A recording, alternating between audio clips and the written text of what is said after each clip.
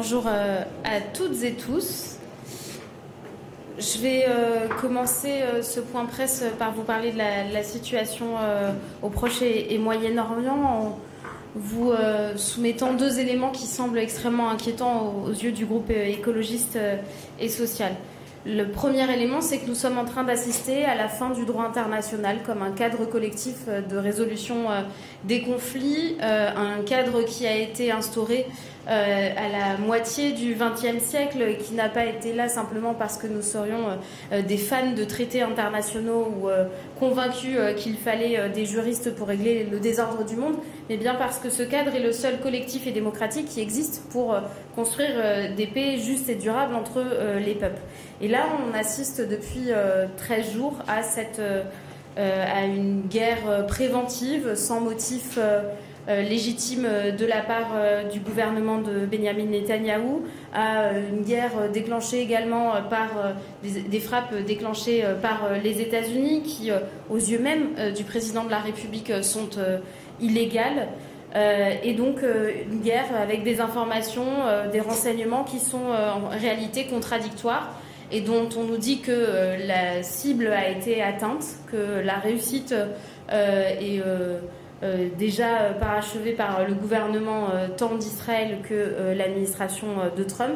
Mais en réalité, nous n'en savons rien et c'est la raison pour laquelle je crois qu'il faudra débattre en toute transparence demain lors de notre session dédiée en vertu de l'article 50-1 de la Constitution. C'est une demande répétée maintes et maintes fois par le groupe écologiste et social parce que nous pensons que la voix de la France est de plus en plus faible sur la scène internationale. Faible parce qu'elle est assez peu crédible en réalité. On a un jour la condamnation, je le disais, des frappes américaines et de leur inefficacité sur le plan de la résolution d'un conflit, puisqu'on ne libère pas un peuple en le jetant sous les bombes et on aura la sécurité qu'avec un accord avec l'Iran. Dans le même temps, le président de la République qui indiquait qu'Israël avait un droit à se défendre alors qu'il s'agissait purement et simplement d'une attaque.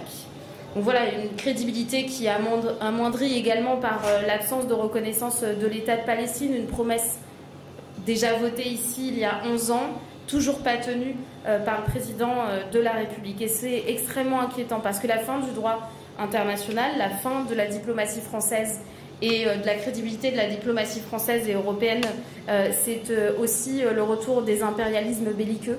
Et quand on connaît l'état du monde, je crois qu'on devrait s'en inquiéter encore davantage. Le deuxième élément que je voulais partager, c'est encore un élément d'inquiétude. Pardon pour le ton un peu morose de mon intervention, mais c'est la puissance des lobbies dans notre République. Je vais vous donner 3 exemples. Le premier exemple, c'est la loi Duplon qui va se terminer par une CMP encore obscure parce que les parlementaires n'avaient pas le courage de voter pour la réintroduction d'un pesticide qui abîme notre santé. Eh bien, ils vont faire leur magouille dans le huis clos très confortable d'une commission mixte paritaire. C'est exactement la même chose pour le projet de l'A69, on le sait, qui est un projet qui va détruire des écosystèmes. C'est déjà en cours pour ne rapporter rien en termes de gains pour les mobilités, rien en termes de temps économisé par rapport au coût faramineux économique, mais aussi environnemental de ce projet. Et enfin, je voudrais terminer par un point qui me semble important. Il a été encore révélé la semaine dernière par le rapporteur général de la Commission des finances au Sénat, c'est le fameux dispositif Koum-Koum. Je ne vous fais pas la pédagogie parce que ça me prendrait une heure et demie, mais ces optimisations fiscales sur les dividendes versés notamment à des actionnaires étrangers ont été suspendues par le Parlement. Et en réalité, nous avons une administration fiscale qui a fait une instruction qui va à l'encontre de ce dispositif qui pourtant a été voté par le Parlement. Il s'agit entre 3 et 4,5 milliards d'euros de pertes juste pour l'année 2024. Et donc, on va nous demander de nous serrer la ceinture pour 40 milliards d'euros.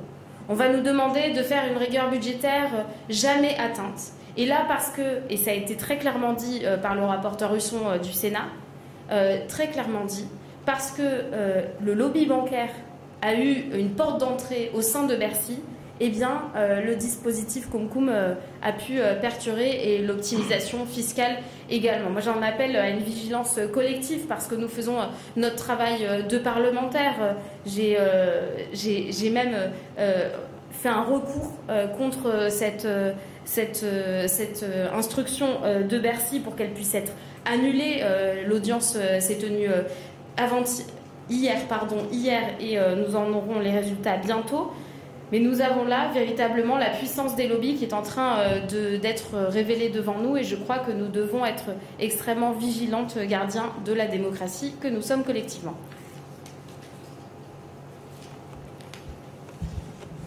Merci. Quelques mots, ça ne nous surprendra pas, sur le conclave. Annuncio habemus naufragium. Le pape François Zéro a finalement échoué dans le subterfuge qu'il avait essayé de poser devant l'Assemblée nationale pour gagner du temps. Je le dis un peu en badinant comme ça, mais le sujet est grave et sérieux. Et nous avons entendu ce matin un Premier ministre qui veut encore gagner du temps. La vérité, c'est que s'il avait voulu que ce conclave aboutisse, il aurait mis la pression sur le MEDEF. Il aurait joué son rôle à plein, conscient de l'enjeu qui est posé. La question des retraites, elle est au cœur de la crise démocratique qui traverse notre pays depuis plus de 2 ans. Nous avons eu une réforme qui a été imposée brutalement aux Françaises et aux Français, qui a eu face à elle un mouvement social unanime, une opinion publique qui n'a pas varié d'un iota, entre 70 et 90% des gens opposés à cette réforme. Elle n'a pas rencontré l'assentiment du Parlement, puisqu'on a eu le 49.3. C'est-à-dire que cette réforme n'a bénéficié d'aucun des consentements habituellement admis en démocratie, ni le peuple, ni les représentants des salariés, les organisations syndicales, ni le Parlement, l'Assemblée nationale. Pire, elle a été sanctionnée. C'est parce qu'il y a eu cette réforme des retraites, notamment, que la Macronie a été lourdement sanctionnée aux élections européennes, et donc que le président de la République a dissous. Et les Français convoqués aux urnes au mois de juin et au mois de juillet 2024 ont dit très clairement qu'ils voulaient tourner la page. Or, nous avons depuis, ça a été le cas avec la nomination de M. Barnier et son gouvernement macroniste, c'est encore plus le cas avec la nomination de M. Bayrou, qui était un macroniste de la première heure. Nous avons des gens là qui, arc-boutés, veulent nous dire en fait c'est le bilan d'Emmanuel Macron, rien que le bilan d'Emmanuel Macron, tout le bilan d'Emmanuel Macron. Eh bien en fait ce n'est pas possible. Voilà. Donc cette méthode qui a été proposée a échoué. Il est temps maintenant d'en finir, parce que là le Premier ministre, et je le dis avec beaucoup de gravité, pour maintenir cette réforme des retraites, est prêt à un quoi qu'il en coûte démocratique. Et ce qui se joue là, c'est aussi la confiance de nos concitoyens dans les institutions et le respect des urnes et le respect de la volonté populaire qui s'est exprimée à travers nos élections aux uns et aux autres le 7 juillet dernier. Et donc, mais évidemment j'imagine que vous aurez des questions sur ce sujet, et donc nous sommes pour qu'il y ait un changement de gouvernement, nous sommes pour que la censure soit votée dans des délais brefs, et que ce gouvernement illégitime depuis l'origine, mais dont l'illégitimité et la fragilité est renforcée par l'échec de ce conclave, s'en aille, et que nous puissions passer à autre chose. Bonjour. Les Insoumis, pardon. Les Insoumis ont l'intention de déposer une motion de censure. Ils disent qu'il leur manque une quinzaine de signatures. Est-ce que vous seriez prêt à signer la leur, ou est-ce que vous attendez de voir ce que va faire le PS, par exemple, qui est actuellement en réunion? Alors, le groupe écologiste et social veut une motion de censure commune du nouveau Front populaire. Faire bloc. Nous avons été élus tous sur cette promesse d'abrogation de la réforme Borne. Elle a été un des moteurs puissants de mobilisation qui a contribué à nos élections et qui nous a amené à être en majorité relative ici. Et donc nous voulons une motion de censure commune du nouveau Front populaire, unie, sans enfantillage ni sectarisme entre nous, avec une écriture qui nous rassemble. Et donc nous sommes prêts, avec nos camarades et collègues du groupe GDR, à prendre la plume si nécessaire pour proposer à nos collègues du nouveau Front populaire, mais nous l'espérons à toutes celles et tous ceux qui, y compris dans la Macronie, ne voudraient pas se résoudre à ce déni de démocratie. Il n'est jamais trop tard pour que les consciences s'éveillent. En tout cas, pour la signer avec le nouveau Front populaire, nous sommes prêts à faire, nous, cette proposition de rédaction et d'écriture. L'enjeu est trop important. Voilà. Les Françaises et les Français attendent de nous que nous allions au bout du combat contre cette réforme des retraites. Je rappelle que nous avons voté à l'Assemblée nationale nationale une résolution de nos collègues GDR, qui est le premier vote qui est intervenu ici sur la réforme des retraites, même s'il n'était que symbolique, mais qui a donné un mandat d'abroger cette réforme. Eh bien, nous irons au bout, et donc notre groupe, en lien avec le groupe GDR, fera les propositions qu'il faut dans les heures qui viennent pour que nous puissions ensemble déposer une motion de censure commune. Il ne serait pas entendable, pour celles et ceux qui nous regardent, même pour nous-mêmes, qu'il y ait deux motions de censure qui disent la même chose et qui cherchent à atteindre le même objectif. Clément Perrouot pour la chaîne parlementaire. Je voudrais revenir, la semaine dernière, il y a eu un amendement prévoyant un moratoire sur les énergies éoliennes et solaires qui a été voté au Parlement à 2 voix près. On s'est aperçu que les députés écologistes au moment du vote étaient assez rares dans l'hémicycle. Comment vous expliquez cette faible mobilisation de vos élus au moment de ce vote? Moi, j'aimerais retourner la question au groupe macroniste. En proportion, nous n'étions pas moins nombreux que les macronistes en réalité. Vous savez, on assiste depuis quelques semaines, et en réalité depuis plusieurs mois, parce que c'est comme ça que c'est instrumentalisé, à des reculs sur la question écologique et sur les droits environnementaux. Et ces reculs, ils proviennent de quoi? D'un pacte qui a été fait entre les macronistes, les LR et le Rassemblement national pour sauver le Premier ministre et les membres de son gouvernement. Et donc, il s'agissait de voter contre la loi simplification qu'ils soutenaient eux-mêmes, qui a également produit un certain nombre de reculs sur les ZFE, sur le ZAN, sur les droits sociaux, sur la capacité de la science à orienter les politiques publiques. Les macronistes devaient être vent debout contre cette loi qui disait tout et son contraire, était extrêmement dommageable et allait entacher le bilan d'Emmanuel Macron. Résultat des courses, il y en a 8 qui votent pour, 14 qui s'abstiennent et tout le groupe n'est pas là. Donc en réalité, nous sommes là quand il s'agit de défendre nos propositions, mais on n'est pas là pour sauver le culte des macronistes ni le bilan d'Emmanuel Macron. Je le dis très clairement parce qu'en fait, je suis en colère.